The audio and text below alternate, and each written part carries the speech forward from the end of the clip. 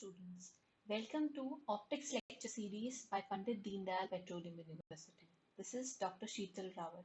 In the previous lecture, that is lecture second, we discussed about the interference by division of wavefront method and the double slit experiment.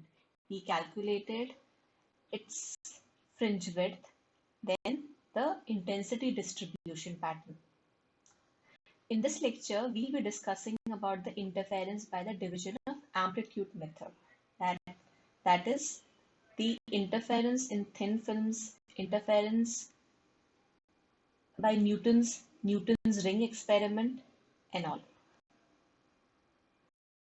As discussed in the last two lectures, we know that the two ways for producing interference, one is division by wavefront method and the division by amplitude method.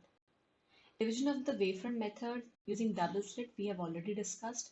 In this lecture, we will be discussing division by amplitude method, where a beam is reflecting at two or more reflecting surfaces and reflected beam interfere. As we have seen, we are interfering the reflected beams, which will form the interference pattern. We need to know what happens when the reflection takes place, whether there is any phase change or anything. In order to find out whether there is a phase change on reflection, we will be using the principle of optical reversibility. In the absence of any absorption of ray of light that is reflected or refracted, it will trace its original path if its direction is reversed. What it is saying is, if the total ray, there is no loss of the amplitude taking place, then whether it is getting reflected, or reflected or refracted, then it will retrace its original path.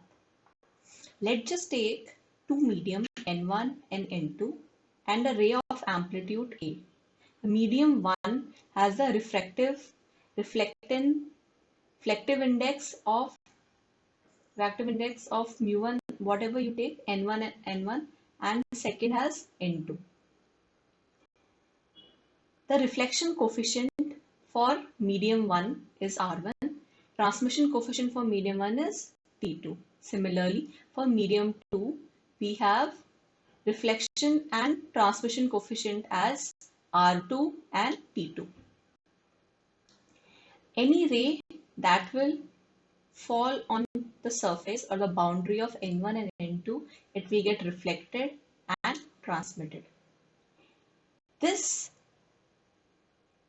division of the amplitude is utilized in the Newton's ring experiment that we'll do later on. Let's just see.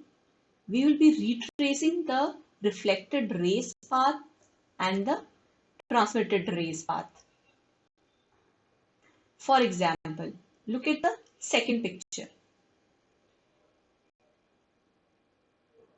Or let's coming back to the first picture, the amplitude of A, rays amplitude A, it is getting reflected. Now the amplitude becomes AR1, and as it gets transmitted, its amplitude becomes AT1, because it is getting reflected and transmitted from the first medium. Now, if you want to retrace the path of AR1 and AT1, what we'll do is to come to the look at the second picture. AR1, it is getting transmitted, therefore AR1 dot R1, and it is getting reflected and it becomes AR1 R1, that is AR1 square, and it is getting transmitted, it becomes AR1 and T1, this one. Now look at the transmitted ray part. AT1 is getting reflected, it becomes AT1 R2, since it is getting reflected on the second medium, and it getting transmitted, it becomes AT1 T2. Now I will be saying, talking in terms of quadrant. Let's just look here. first quadrant, second quadrant, third quadrant, and fourth quadrant. We will be matching the first and the second figure. In the second quadrant,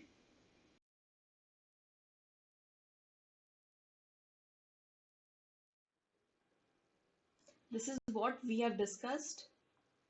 The two media N1 and N2 and the amplitude are getting splitted or divided as AT1, AR1 and so on.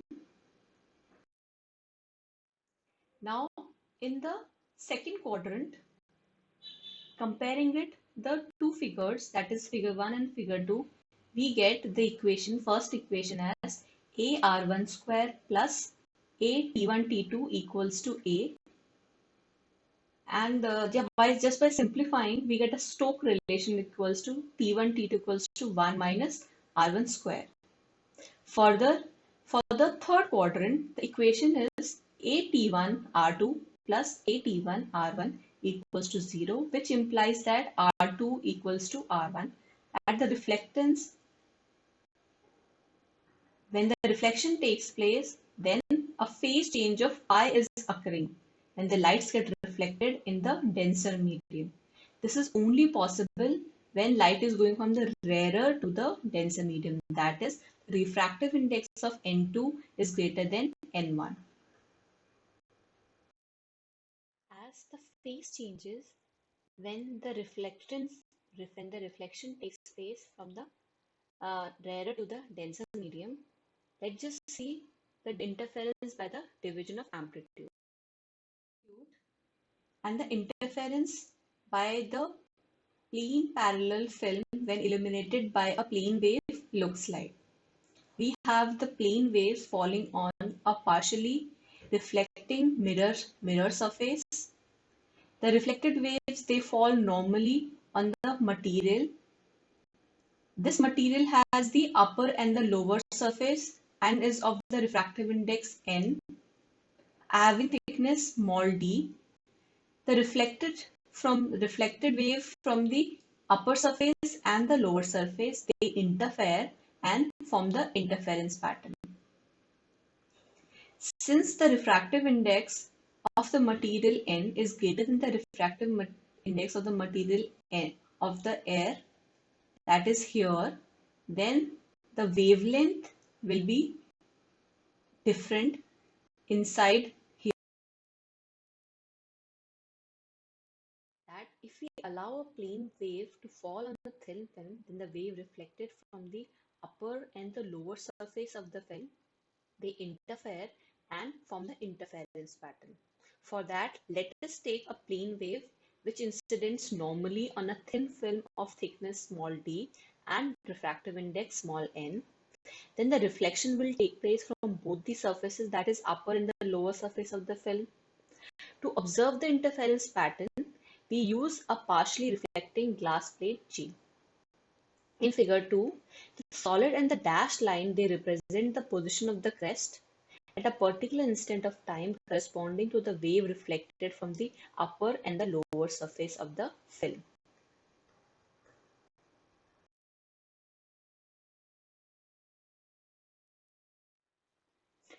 Clearly, the wave reflected from the lower surface of the film, it will traverse an additional path as we see in the figure 1. The reflected beam from the lower surface will be traveling an additional distance of 2nd, where n is my refractive index of the medium or the material of the film. Therefore, the additional path or the path difference between the two reflected films which will interfere and form interference pattern is 2nd for simplification here. Further, if the film is placed in air, then the wave reflected from the upper surface of the film will undergo a sudden change in phase as discussed before. If the wave travels from the rarer to the denser medium, then the change of phase pi occurs. Then the conditions of destructive and constructive interference that we discussed earlier, that for constructive it is integral multiple of n, integral multiple of lambda, whereas for the destructive it is n plus half lambda. Then due to the phase change of pi, the constructive interference condition becomes m plus half lambda, where n, I am not taking n which was taken earlier because we will get confused with the refractive index term which I am presenting by n, where m is usual 0, 1, 2. What I want to say here is initially, that is the interference by the division of wavefront method, the condition of constructive interference was the part difference should be the integral multiple of lambda. For the destructive interference was part difference should be m plus half lambda. However, due to the reflection or the phase change of pi from the upper surface because of the presence of the rarer medium or the movement of or the uh, air is going from rarer to denser medium, the conditions reverses. Now my constructive interference condition becomes 2nd equals to m plus half lambda. The distance between the constructive crest in the film is less than the corresponding distance in air because of the medium has a refractive index which is more than that of the air. Therefore, the wavelength becomes I by N. The photographic plate P will receive uniform illumination, that is dark when 2nd equals to Ni. This is the minima condition for the destructive interference, bright when 2nd equals to m plus half I. As you can say, the conditions have changed.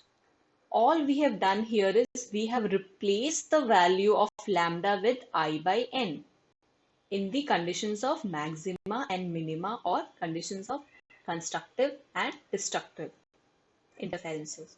The amplitude of the wave reflected from the upper and the lower surface of the film is slightly different. Since the amplitude, as there is a loss of amplitude or the amplitude that you get after the reflection from the upper and the lower is different, therefore the interference fringe pattern will not be completely destructive. That is, the complete cancellation of amplitude does not take place. It will not be very dark as was the case in the double slit experiment. With appropriate choice of two medium, that is second and third, reference to the first figure, figure 1 and figure 2, the two amplitudes can be made equal, and this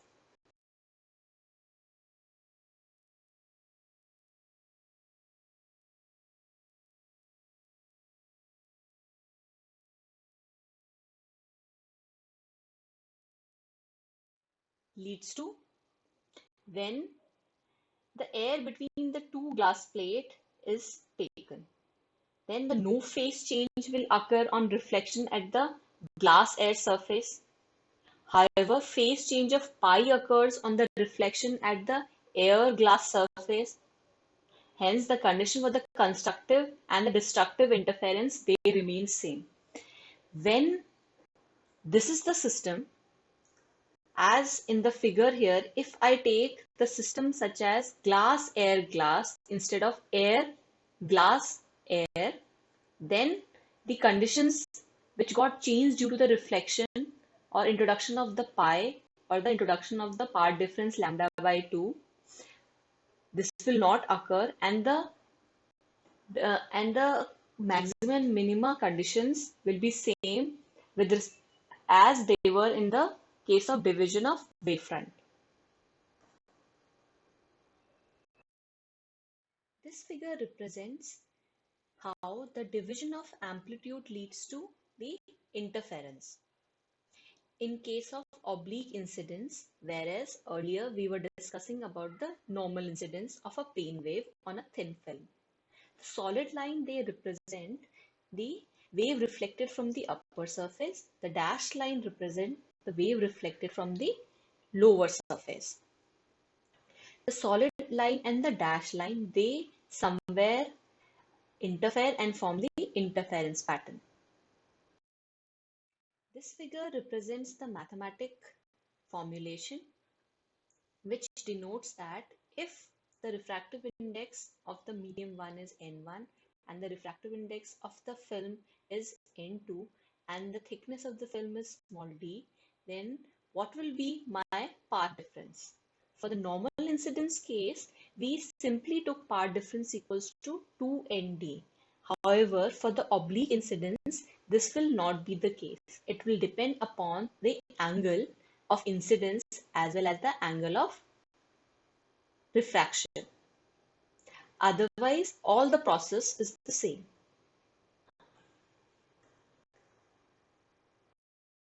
Newton's ring is one such phenomena which is observed when the interference due to the division of amplitude takes place. This was named after Isaac Newton, who first observed this phenomena in 1704. If we place a plano convex lens, that is AOB, see in the figure, a thin film of air is formed in between the curved surface of the lens, that is AOB, and POQ, which is the plain glass surface. This thin air film has a thickness which is not equal. It increases as one moves away from the point O, and at point O its thickness is 0. One thing is to be observed is this thickness increases symmetrically on both the sides.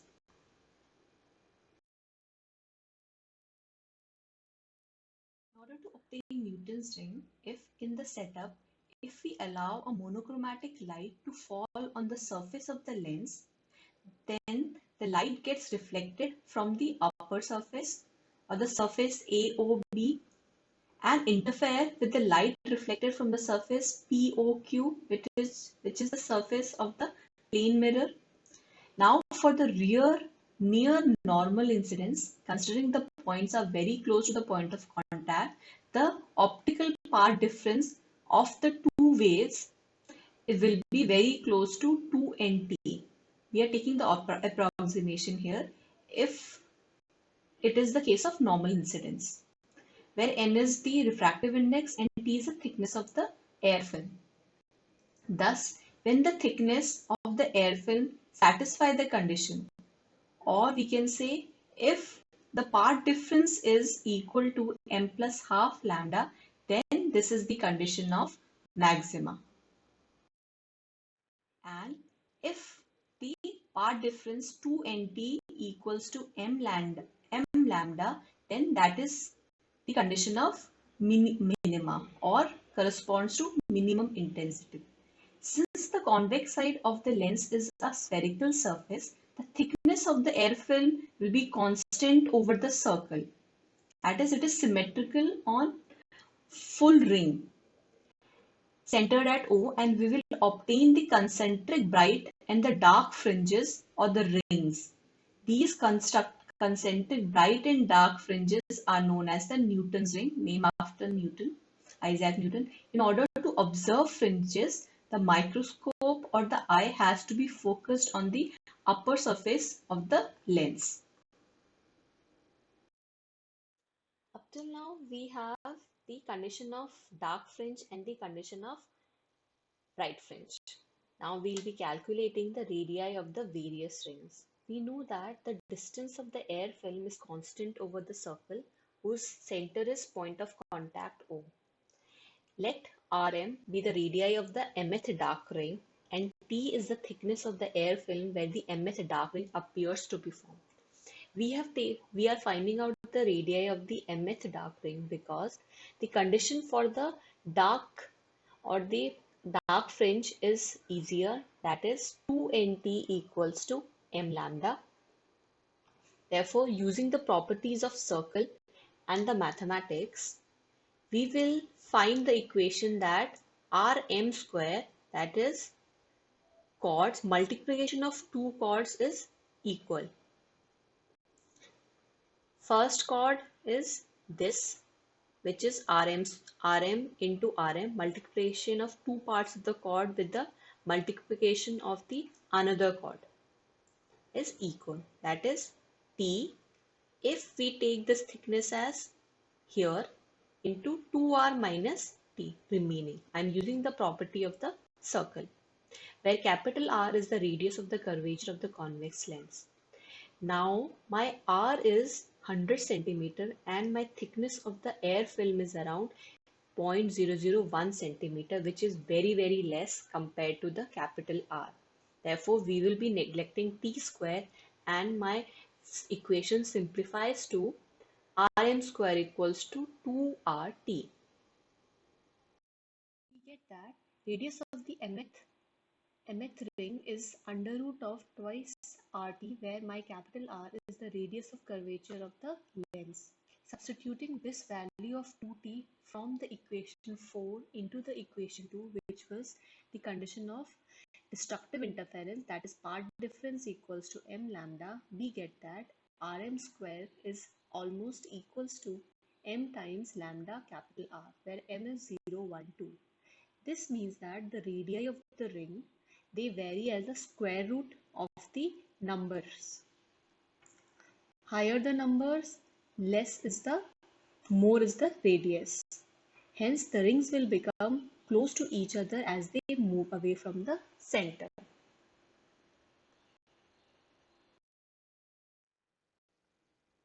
The equation 2, it predicts that a central spot should be normally dark if we take the monochromatic light. Due to minute dust particle, this is not always so. Therefore, we might not get a maximum or a dark fringe at the center. And we might see a central spot. It might not be perfectly dark.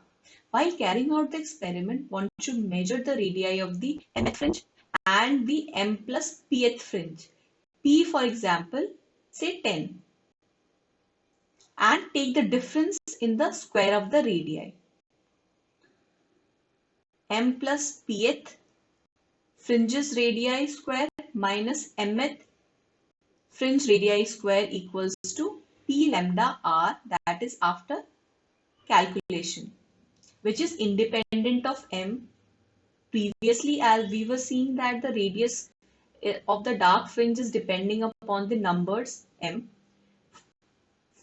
Therefore, in order to eliminate the dependence of m, we have used this concept.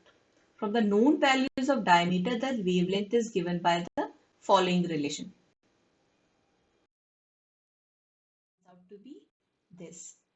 This is in terms of the diameter instead of the radius of the dark fringe. Diameter of the m plus pth and the mth dark fringe. If the radius of the curvature can be accurately measured with the help of spectrometer also. However, if we introduce a liquid of the refractive index n between the lens and the glass plate, then my lambda will simply be lambda by n, and the radius of the dark fringe changes to or reduces to this expression. Now further, if the refractive index of the material of the lens and the glass plate are different, and we take a liquid whose refractive index lies in between the two values, that is of the lens and the glass plate, then the central spot will be bright. This is because, as we discussed earlier, if I take the glass, air and the glass interface, then the conditions of the constructive and destructive interference, they don't get altered, they remain the same. Now the path difference between two rays, tau, is given by 2 mu d cos gamma. 2 mu d cos gamma, here mu is my refractive index, cos gamma plus lambda by 2. For gamma equals to 0 and mu equals to 1. And overall, the path difference comes out to be 2d plus lambda by 2. This is by introduction of the path difference lambda by 2. At the point of contact d equals to 0, my path difference is lambda by 2. Hence, the central fringe is completely dark.